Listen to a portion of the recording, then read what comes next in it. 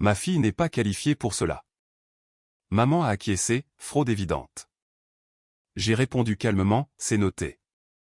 J'ai envoyé un message depuis la salle d'attente, oncle Richard, mes parents sont dans votre hall d'entrée et demandent des réponses concernant mes comptes.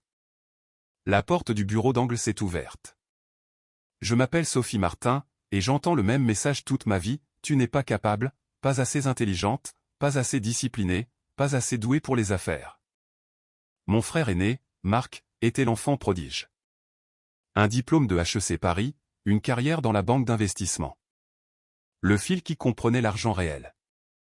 J'étais la déception qui a choisi le travail à but non lucratif, les services sociaux. Papa s'était moqué de moi quand j'ai obtenu mon diplôme universitaire. Ce n'est pas une carrière, Sophie. C'est un passe-temps pour les filles de gens riches, ce que tu n'es pas. Maman était plus douce, mais tout aussi dédaigneuse. Chérie, nous sommes simplement inquiets. Comment pourras-tu jamais t'offrir une maison? La retraite? Tu dois penser de manière pratique. Ils avaient raison, du moins sur le papier. Mon salaire de départ dans l'organisation à but non lucratif de défense des jeunes était de 35 000 euros. Marc gagnait 220 000 euros plus des primes chez BNP Paribas. Les dîners de famille devenaient des tournois de comparaison. Marc vient de conclure une affaire de 46 millions d'euros, annonçait papa devant le rôti de bœuf. Sophie, comment s'est passé ton programme, ajoutait maman d'un ton suggérant que j'organisais des cercles de bricolage pour des adolescents qui s'ennuyaient. J'ai arrêté d'essayer d'expliquer que je dirigeais des programmes d'intervention pour des jeunes à risque dans 3 départements, que je rédigeais des propositions de subventions, que je témoignais devant l'Assemblée nationale au sujet du financement. À leurs yeux, si cela ne générait pas de richesse, cela ne générait pas de respect. Ce qu'ils ne savaient pas, ce que je ne leur ai jamais dit, c'est que mon parrain était Richard Beaumont. Pas n'importe quel Richard Beaumont. Le Richard Beaumont, président et directeur général de la Banque du Commerce de Paris, l'une des plus grandes institutions financières du pays. Oncle Richard, comme je l'appelais depuis l'enfance, avait été le colocataire d'université de mon père, le témoin au mariage de mes parents, celui qui avait réussi et qui s'était lancé dans la finance. Tandis que papa choisissait un poste de cadre moyen dans une entreprise industrielle, leur amitié s'était refroidie au fil des ans, surtout à mesure que la richesse d'oncle Richard augmentait et que le ressentiment de papa s'approfondissait. Richard a toujours été un frimeur, marmonnait papa chaque fois que le nom d'oncle Richard apparaissait dans les journaux d'affaires. Mais oncle Richard ne m'a jamais oublié. Quand j'avais 8 ans et que mes parents disaient que les cours de piano étaient trop chers, oncle Richard les payait anonymement par l'intermédiaire de mon école. Quand j'ai eu besoin de lettres de recommandation pour l'université, il m'a mis en contact avec des cadres d'organisations à but non lucratif qui sont devenus mes mentors. Quand j'ai commencé ma carrière, il m'appelait tous les quelques mois pour prendre des nouvelles de mon travail. Il était sincèrement intéressé par les programmes que je développais, les enfants dont la vie changeait. Tu fais un travail réel, Sophie, me disait-il autour d'un café quand j'avais 25 ans. Le genre de travail qui compte vraiment. Tes parents finiront par comprendre. Je n'en étais pas si sûr, mais j'ai continué. Et oncle Richard a continué à m'aider discrètement, en me présentant à des directeurs de fondation, en me connectant à des opportunités de subvention, en m'apprenant comment l'argent et l'influence fonctionnaient réellement dans le monde associatif. À 32 ans, je ne faisais plus seulement de la gestion de programme. Je construisais quelque chose de plus grand. J'avais remarqué une lacune dans les services à la jeunesse. Il existait de nombreux programmes d'intervention d'urgence, mais rien n'aidait les enfants après la crise. Ils recevaient des conseils, un logement temporaire, peut-être une formation professionnelle, puis étaient rejetés dans les mêmes circonstances que celles qui avaient créé la crise. Le taux de récidive était dévastateur. Alors, j'ai créé le projet Fondation, un système de soutien complet qui suivait les jeunes à risque pendant 5 ans, aide à l'éducation, mentorat de carrière, soutien en santé mentale, programme de stabilité du logement, formation à la gestion financière. Tout ce dont ils avaient besoin pour réellement briser le cycle. J'ai commencé avec 12 enfants et une subvention de 185 000 euros que j'avais rédigée moi-même. 3 ans plus tard, nous servions 847 jeunes dans 6 départements avec un budget annuel de 3,85 millions d'euros. Notre taux de réussite était de 73%. Du jamais vu dans ce domaine. Des enfants qui avaient été écartés en tant que statistiques obtenaient des diplômes universitaires, commençaient des carrières, brisaient la pauvreté générationnelle. Oncle Richard a aidé à rendre l'expansion possible. pas avec son propre argent, il était prudent à ce sujet, mais en me présentant à des philanthropes, en m'apprenant comment présenter des arguments aux investisseurs institutionnels.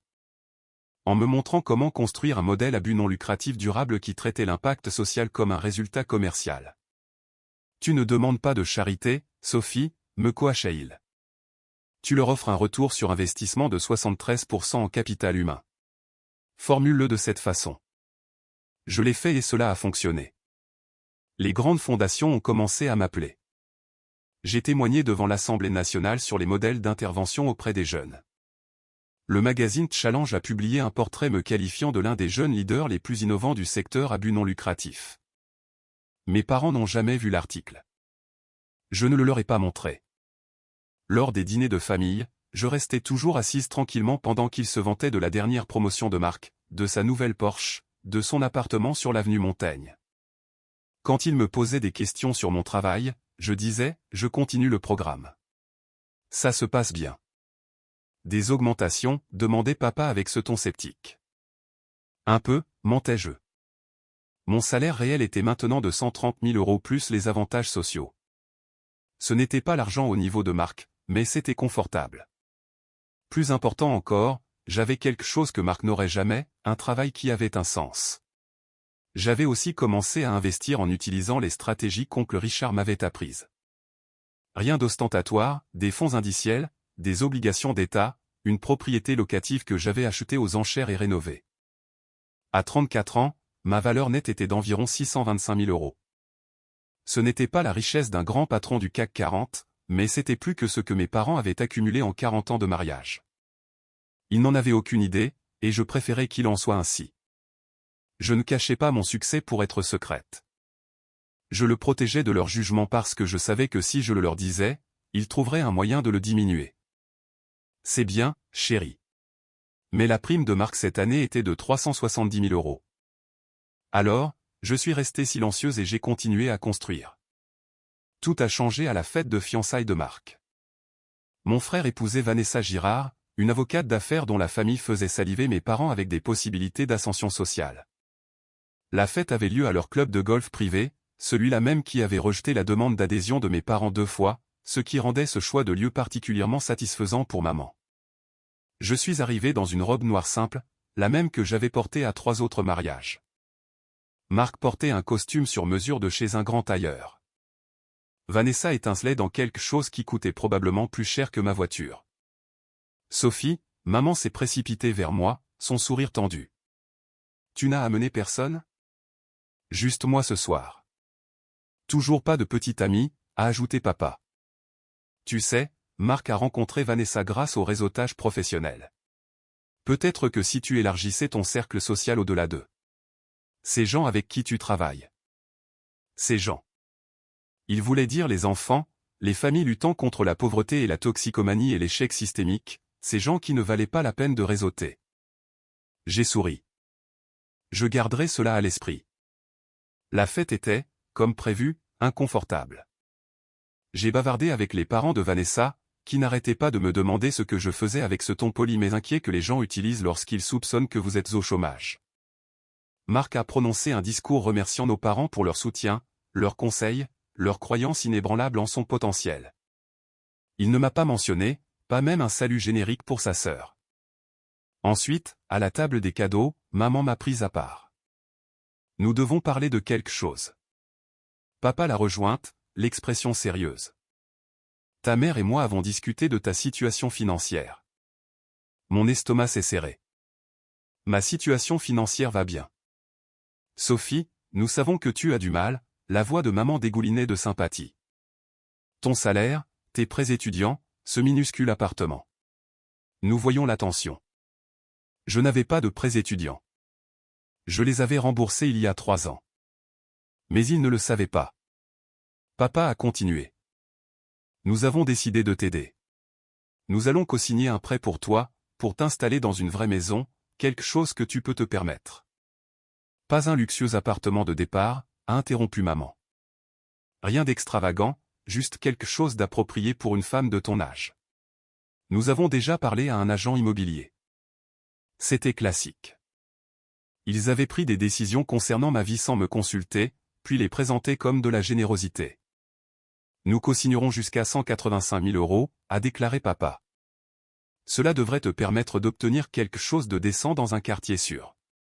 Tu pourras nous rembourser la compte quand tu seras plus stable. La compte. Il prévoyait de me prêter de l'argent pour la compte, de cosigner l'hypothèque et de se positionner comme mes sauveurs financiers. La dynamique de pouvoir était évidente.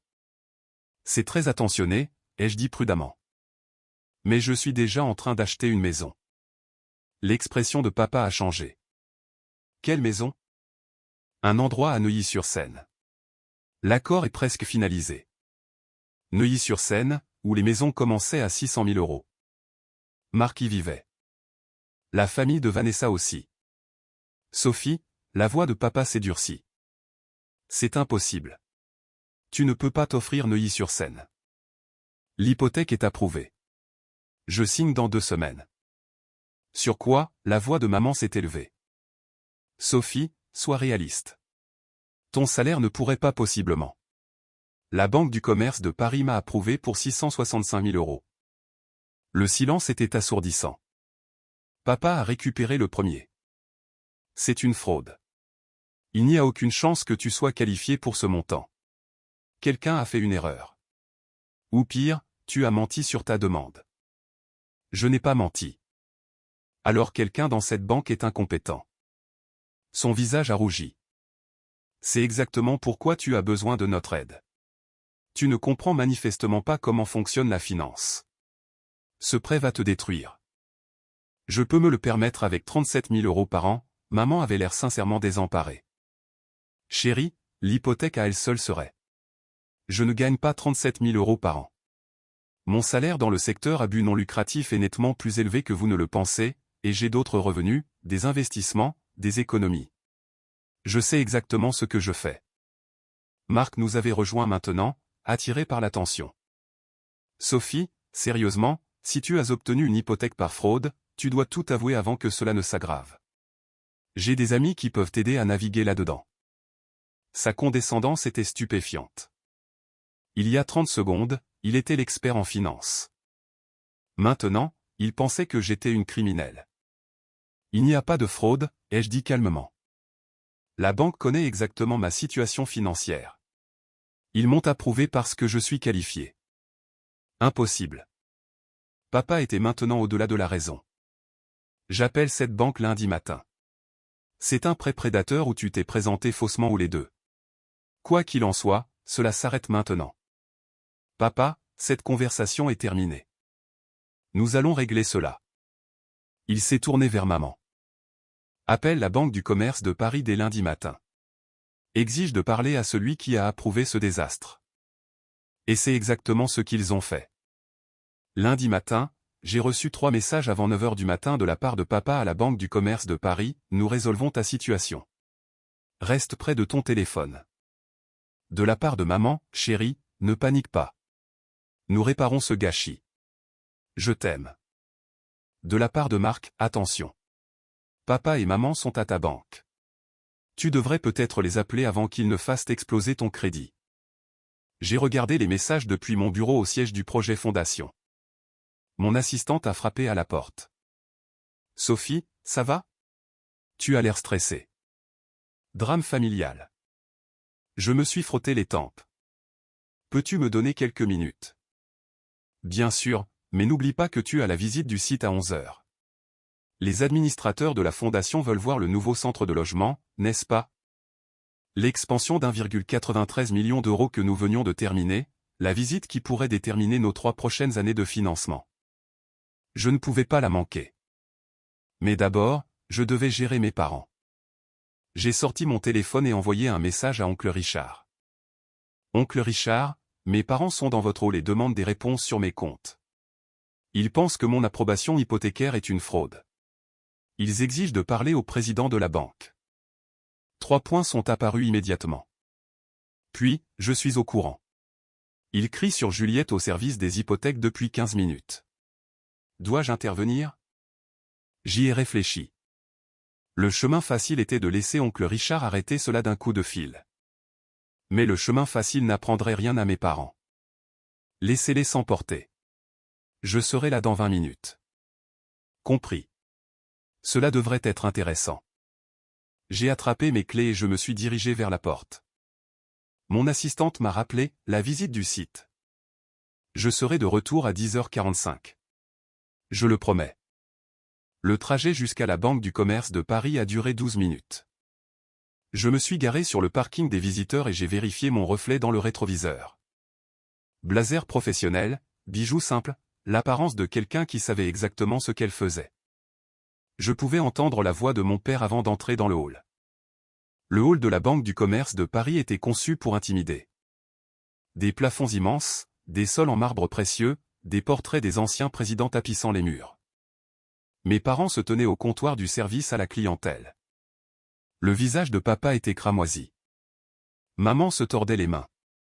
C'est inacceptable. La voix de papa résonnait. J'exige de parler à votre superviseur. Non, au superviseur de votre superviseur. Amenez-moi le président de la banque immédiatement.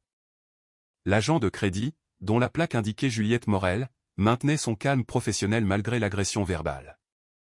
Monsieur, je comprends vos préoccupations, mais j'ai expliqué plusieurs fois que le prêt de Mademoiselle Martin a été approuvé par notre processus de vérification standard. Sa documentation financière était complète et exacte. C'est impossible. Papa a frappé du poing sur le comptoir. Ma fille gagne 35 000 € par an. Elle ne pourrait pas être qualifiée pour une hypothèque de 665 000 €. Quelqu'un ici a soit commis une fraude, soit a été criminellement négligent. Je vous assure, monsieur, nos normes de souscription sont manifestement brisées. Ma fille n'a pas les revenus, l'historique de crédit ou les actifs pour ce prêt. C'est un prêt prédateur, et je signalerai cette banque à chaque organisme de réglementation à moins que quelqu'un ayant une autorité réelle ne s'occupe de cela maintenant. Maman a touché son bras. Chérie, peut-être que nous devrions. Non. C'est exactement le genre d'exploitation qui détruit les familles. Quelqu'un a approuvé pour notre fille un prêt qu'elle ne peut absolument pas se permettre, et je veux des réponses. Je me tenais près de l'entrée, observant. Les yeux de Juliette se sont tournés vers moi, me reconnaissant de nos préparatifs de clôture. J'ai secoué la tête légèrement. Pas encore. Monsieur, a essayé Juliette à nouveau. Je ne peux pas discuter des détails du compte avec qui que ce soit d'autre que le titulaire du compte.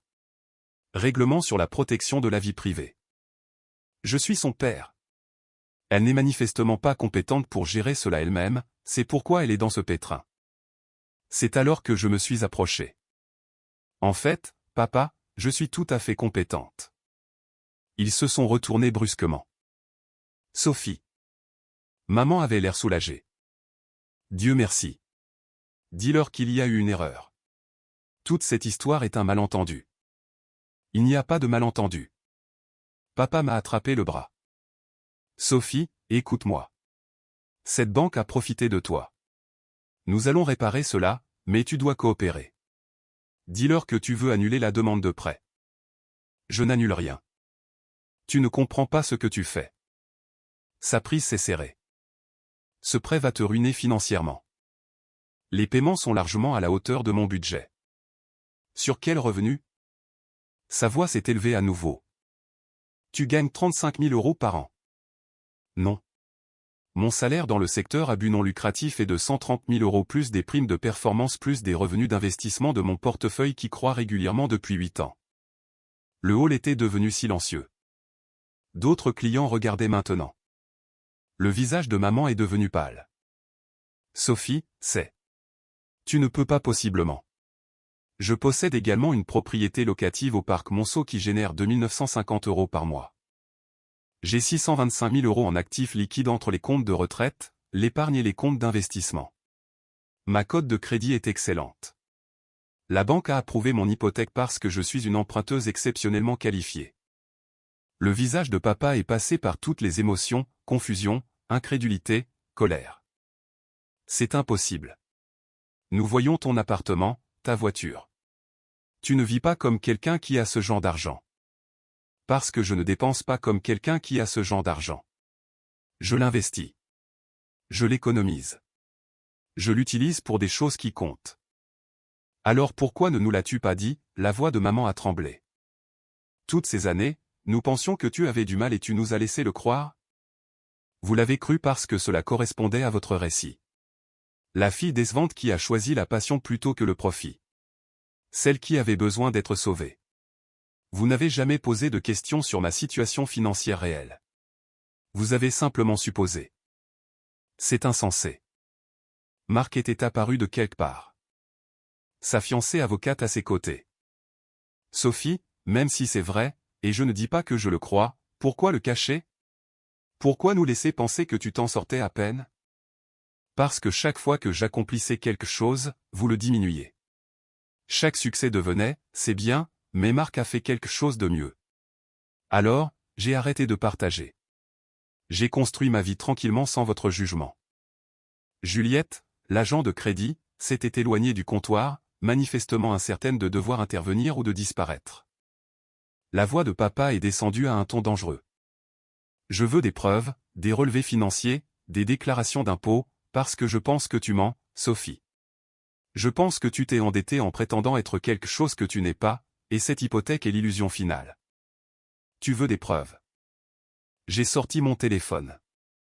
Très bien. J'ai ouvert mon application bancaire, j'ai tourné l'écran vers lui.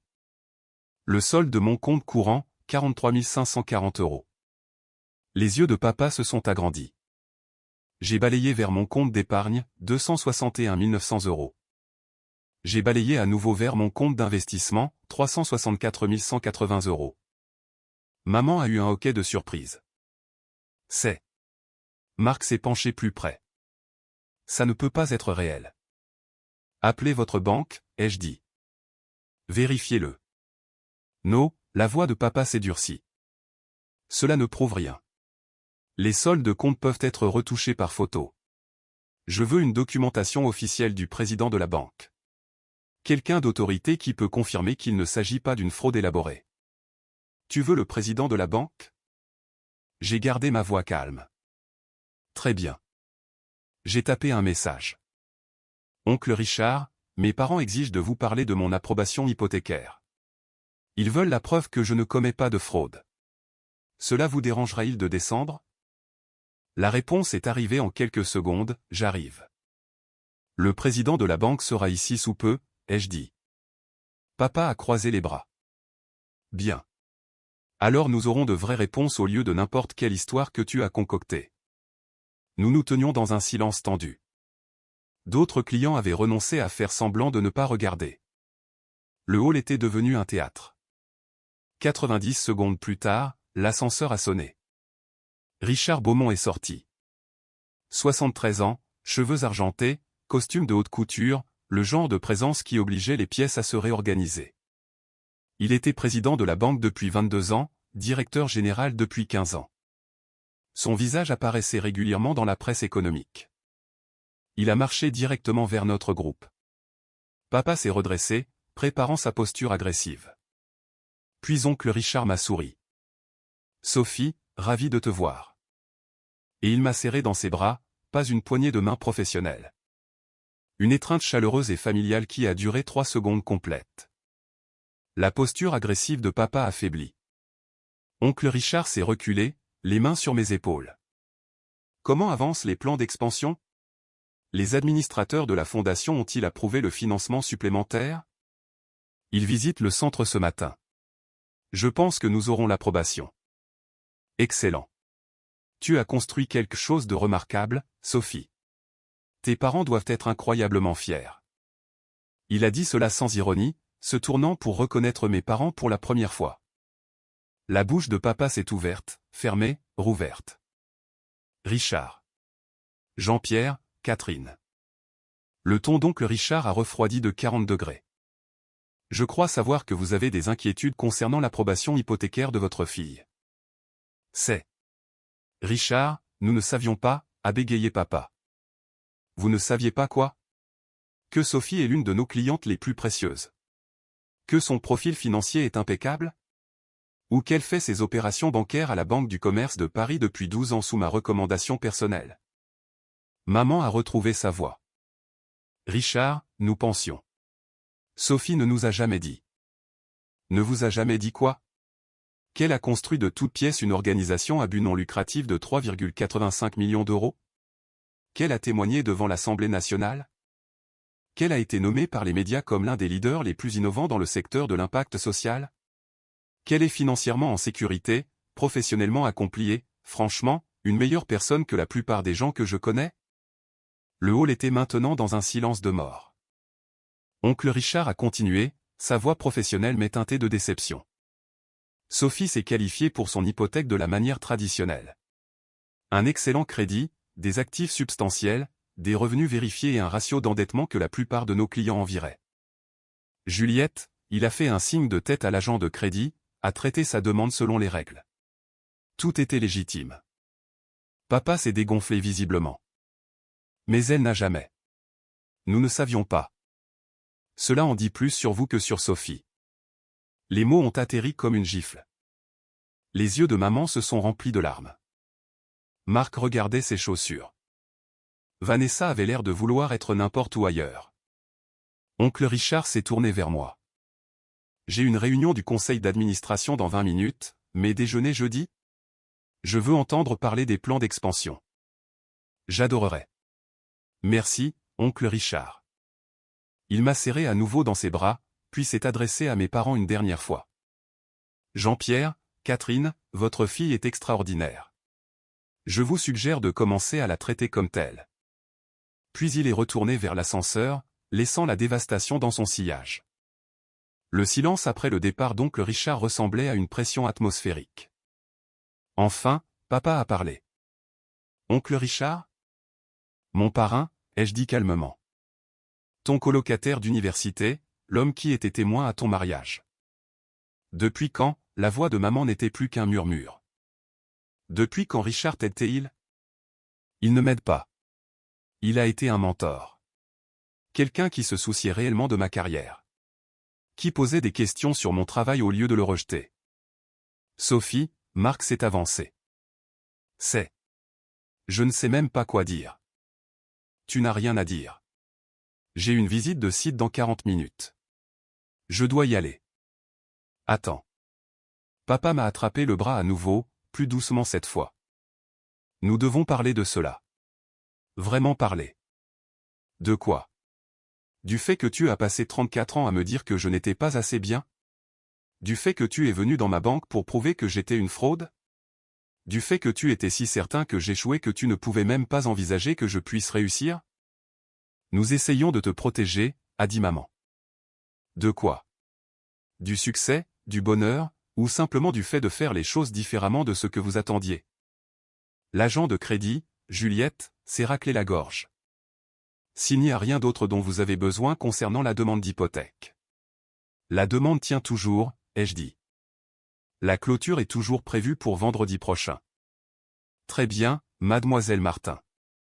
Elle s'est échappée vers son bureau avec gratitude. Je me suis tourné pour partir. Sophie, s'il te plaît, la voix de maman s'est brisée. Laisse-nous expliquer.